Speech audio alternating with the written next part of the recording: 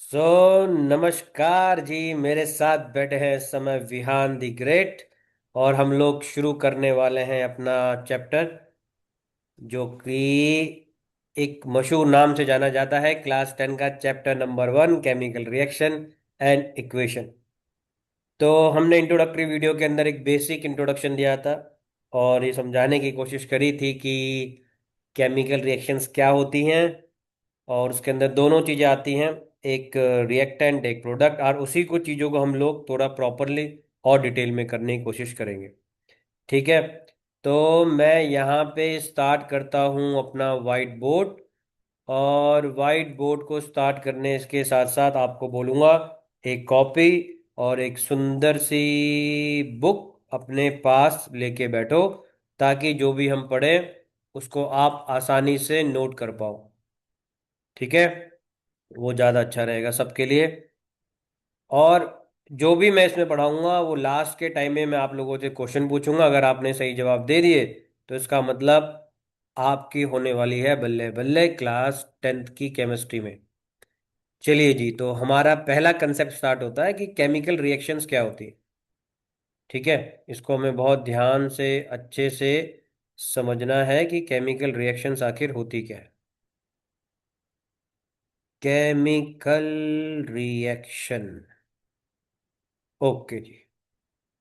देखो, chemical reaction को represent करने का जो सिंपल तरीका है वो ये है कि इसके अंदर एक होता है रिएक्टेंट।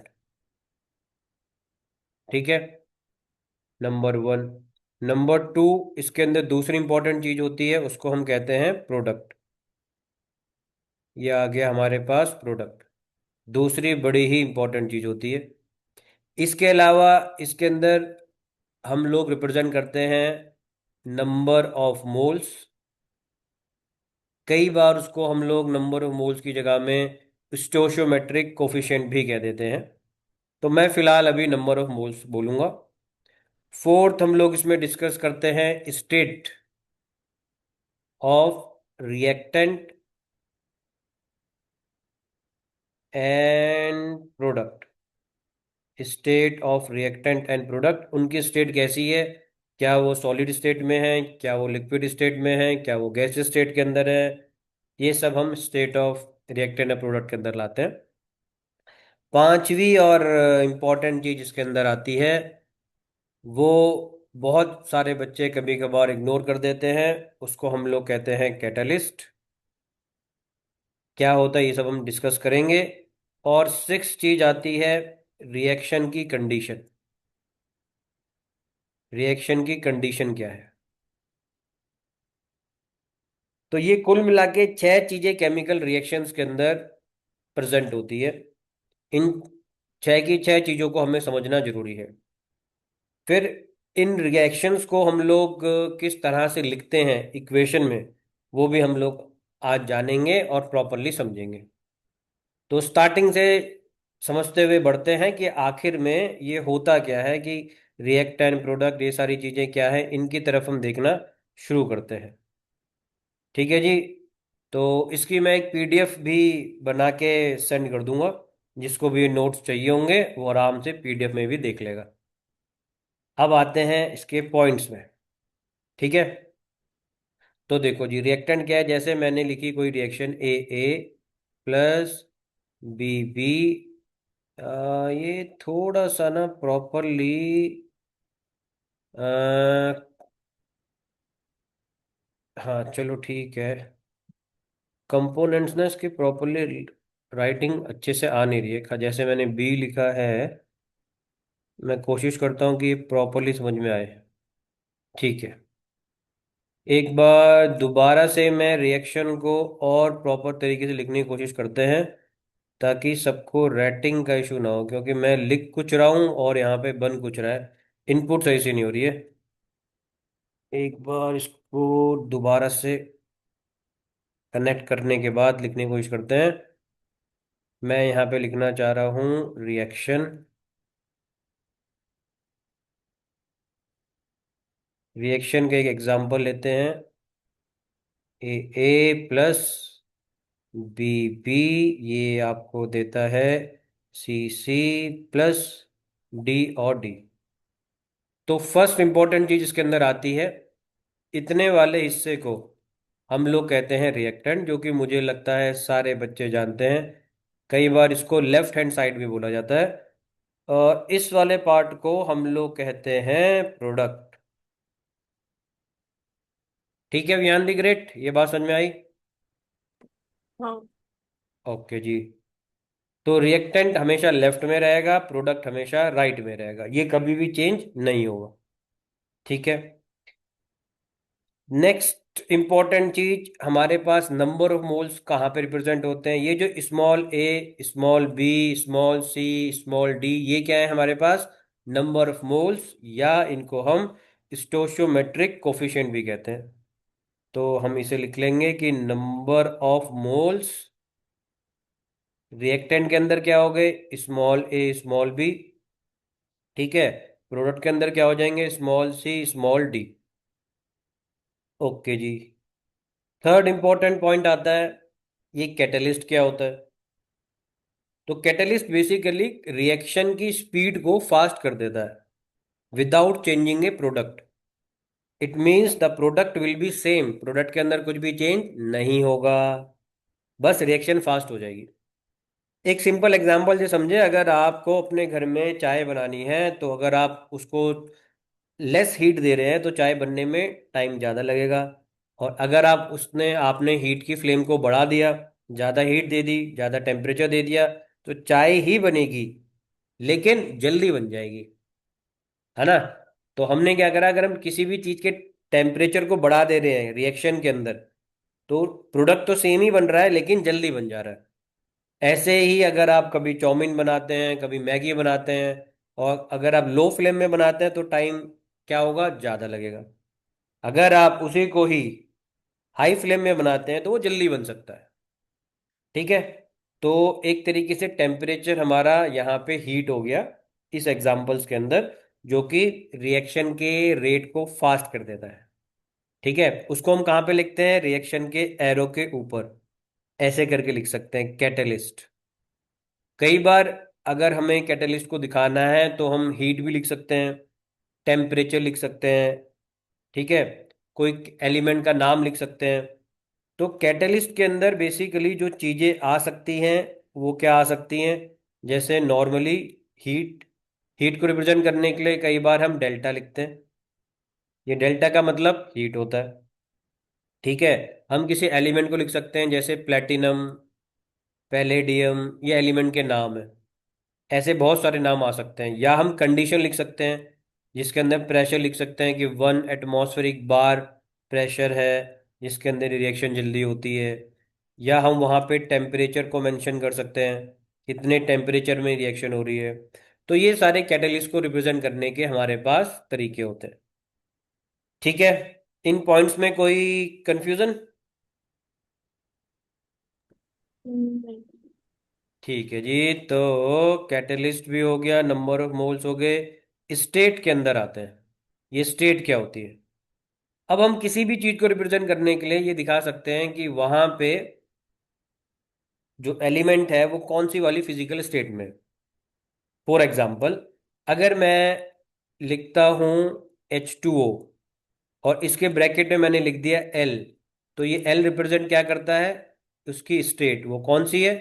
लिक्विड है। तो मतलब मैंने पानी लिख रहा हूं लेकिन मैं दिखा रहा हूं यहाँ पे ये पानी लिक्विड स्टेट में मैं यूज कर रहा हूँ। केमी वाटर में यूज कर रहा हूँ लिक्विड स्टेट में। अगर मैं इसको ऐसे कर दूं H2O और ब्रैकेट में लिख दूं S, तो S रिप्रेजेंट क्या कर रहा है कि ये वाटर है लेकिन अब क्या है? ये सॉलिड स्टेट में है। तो आप लोग समझ जाओगे, अच्छा भैया ये वाटर सॉलिड है, मतलब कि आइस का इस्तेमाल कर रहे हैं हम रिएक्शन में। और लिखा मैंने H2O के अंदर बाहर बस S है। ऐसे ही अगर हम H2O को वेपर फॉर्म में लिखेंगे तो यहाँ पे G लिख देंगे, इसका मतलब ये क्या है? गैसियस स्टेट के अंदर है।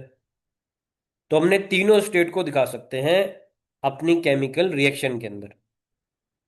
ठीक है। तीनों फिजिकल स्टेट ऐसे रिप्रेजेंट कर सकते हैं। अब एक एग्जांपल लेंगे और जहां पे समझेंगे कि ये सारी चीजें कैसे आ सकती है। Okay, are you ready? चलिए जी, तो हम एक एग्जाम्पल समझते हैं। उस एग्जाम्पल से समझ के हम काफी चीजों को और कनेक्ट कर लेंगे। एग्जाम्पल जैसे मैंने लिखा, H2 + I2, it gives 2HI। और यहाँ पे मैंने डाल दिया साइन डेल्टा का। तो अब ये मुझे बताओ, ये वाली चीज क्या है? ए को मैं क्या कहूंगा और बी को क्या बोलूंगा? What is A? A is reactants. Yes, you are correct, good. And what is B? B is the product. क्या बात है, वेरी गुड, एक्सीलेंट। और ये जो मैंने एरो के ऊपर डेल्टा का साइन बनाया है, इसका मतलब क्या है?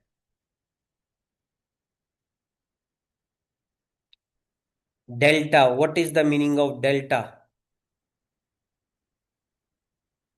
सोचो सोचो।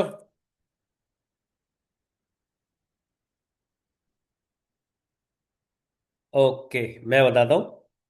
डेल्टा का मतलब है, यहाँ पे दो मीनिंग है। एक तो डेल्टा रिप्रेजेंट कर रहा है हीट को, क्योंकि ये एरो के ऊपर लिखा हुआ है, तो ये यहाँ पे रिप्रेजेंट कर रहा है कैटलिस्ट। मतलब कि ये रिएक्शन हीट की प्रेजेंस में हो रही है। ठीक है। अब मैं अगले पॉइंट में चलता हूं। मुझे ये बताओ कि ये जो टू है,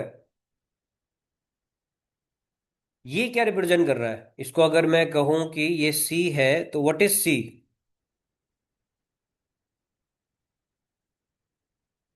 सी यहाँ पे क्या रिप्रेजेंट करता है?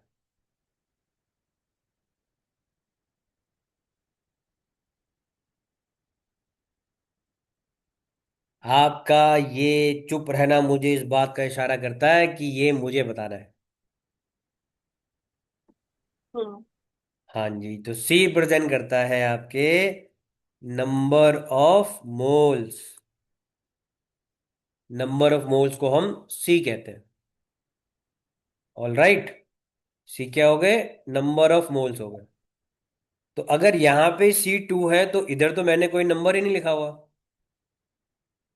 तो अगर मैं कहूँ कि इन दोनों की जगहों में मुझे नंबर ऑफ मोल्स लिखने हैं, H2 के कितने नंबर ऑफ मोल्स होंगे, या how many number of moles in I2, तो पता है हम उसे कैसे रिप्रेजेंट करेंगे, क्या लिखेंगे? जहाँ पे कुछ लिखा नहीं होता, तो वहां पे हम लेते हैं 1। ठीक है। तो नंबर ऑफ मोल्स H2 के अंदर कितने हो जाएंगे? 1। नंबर ऑफ मोल्स I2 के अंदर कितने हो जाएंगे? 1।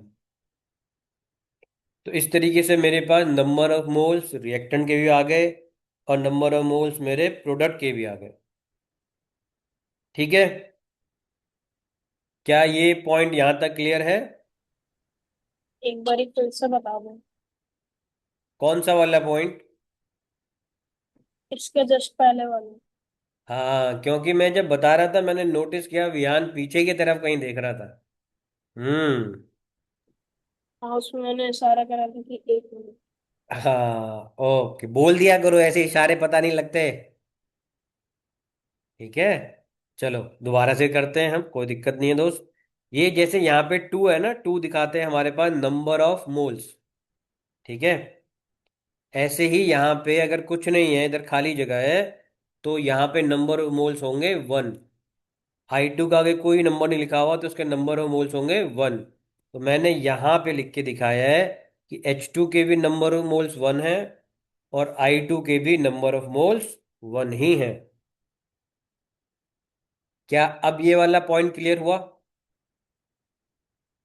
चलिए जी, तो फिर हम एक और क्वेश्चन करते हैं। क्वेश्चन है हमारे पास, H2 + O2 गिव्स H2O2। आपको इसके अंदर बताने हैं कि पहला सवाल, रिएक्टेंट जो है हमारे पास, उसके अंदर टोटल नंबर ऑफ मोल्स कितने हैं। दूसरा सवाल ये है कि प्रोडक्ट के अंदर टोटल नंबर ऑफ मोल्स कितने हैं। ये दो सवाल आपको बताने हैं। नंबर ऑफ मोल्स ठीक रिएक्टेंट में कितने हैं, नंबर ऑफ मोल्स प्रोडक्ट में कितने हैं। है, ये मुझे लिख के बताना है या फिर ये वर्बली? ओरली बता दो सर, आप वर्बली बता दो। तो फर्स्ट का आंसर होगा वन और सेकंड का भी वन ही होगा। ओके, फर्स्ट का आंसर आपने वन बोला और सेकंड का आंसर भी वन बोला। कितना परसेंट आपको लगता है कि आपका आंसर करेक्ट है। 95%। 95%, काफी हाई परसेंटेज है आपकी करेक्ट होने वाली। लेकिन मैं आपको बता दूं कि प्रोडक्ट का तो आंसर आपने सही बोला है, लेकिन रिएक्टेंट का आंसर आपने गलत बोला है। टोटल आपको बताने रिएक्टेंट के अंदर टोटल ऐड करके कितने नंबर ऑफ मोल्स है। अच्छा, मुझे लगा सेपरेटली पूछना, ऐड करके तो फिर टू है। हाँ, अब आपका आंसर 100% करेक्ट हो जाता है। सेपरेट करके हमें नहीं बताना, हमें टोटल बताना है, क्योंकि मैंने यहाँ पे टोटल लिखा है, टोटल। तो इट मीन्स ये हो जाएंगे टू। ओके, तो नंबर ऑफ मोल्स हमें पता लग गया, रिएक्टेंट हमें पता लग गया, प्रोडक्ट हमें पता लग गया। अच्छा, इसी क्वेश्चन के अंदर अगर मैं यहाँ पे लिख दूं प्रेशर 1 बार, सपोज एरो के ऊपर मैंने लिख दिया है प्रेशर 1 बार। तो ये प्रेशर 1 बार क्या रिप्रेजेंट करता है, ये क्या चीज है, व्हाट इज दिस, क्या है ये। कि वो कितने प्रेशर में बना। हाँ, इसको हम लोग कहते क्या है।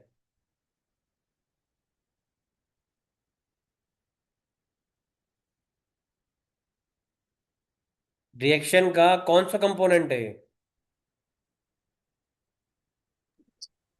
कैटलिस्ट। हाँ, गुड, ब्रिलियंट, वेरी गुड, इसी को हम कहते हैं कैटलिस्ट। और हमने ये कंडीशन लिखी है यहाँ पे कि ये रिएक्शन को अगर हमें जल्दी करना है तो 1 एटमॉस्फेरिक बार प्रेशर के अंदर हम इसको जल्दी से खत्म कर सकते हैं। और वेरी गुड, इसको हम कैटलिस्ट कहते हैं। कैटलिस्ट रिएक्शन को हमेशा फास्ट करता है, लेकिन कभी भी ऐसा नहीं होगा कि ये उसके प्रोडक्ट को चेंज कर दे। ओके, यहां तक सारे पॉइंट क्लियर है। हाँ।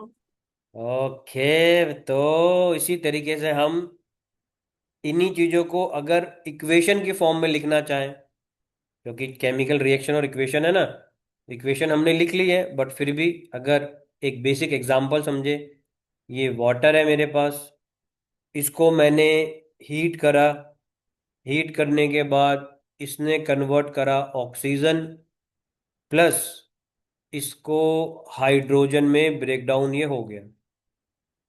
अब ये तो मेरे वर्डिंग हो गए ना, अक्षर हो गए।